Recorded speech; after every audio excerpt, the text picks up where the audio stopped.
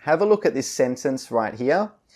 Everyone love to learn English. First, is this sentence correct or incorrect?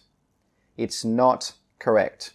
Now, think about why. Have a look at the sentence and think about why. What is the problem here?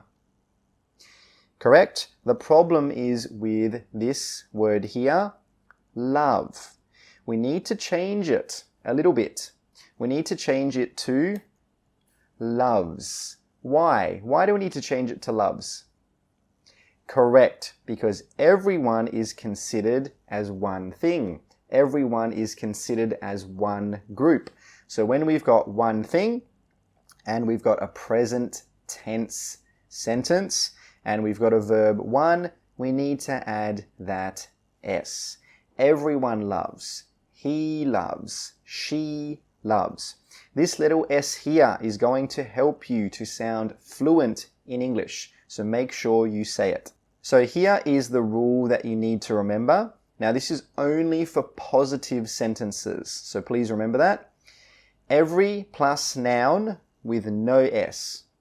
Every plus noun with no S plus a verb one. For example, every cat eats. Eats. Now note here, when we say every plus a noun, we normally don't have S. For example, we do not say every countries. We do not say every flowers. No, this is not correct. Every plus noun with no S. Next one, everyone plus verb one. So everyone drinks. Everybody. Everybody wants.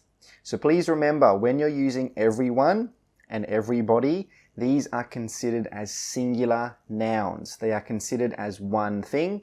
So when you use them with a verb, you need to use S. Everyone wants, everybody likes. So let's have a look at some examples. Every cat loves to eat fish. So look here, we've got every plus cat, and look how cat has no S. Every cat loves to eat fish. Loves with an S. Everybody wants to have a lot of money. Same again, everybody plus verb one plus S, because everybody is considered one thing. And last one, everyone thinks the teacher is very friendly and helpful. Same again, everyone is one thing, so we use it with a verb S. Everyone thinks. Now, there are some sentences here. Please choose the correct word. So for example, everyone has or have. Every person I know enjoys, or enjoying. Everybody in the group go, going, or goes. Pause the video and click unpause when you're ready to see the answers. Okay, let's have a look.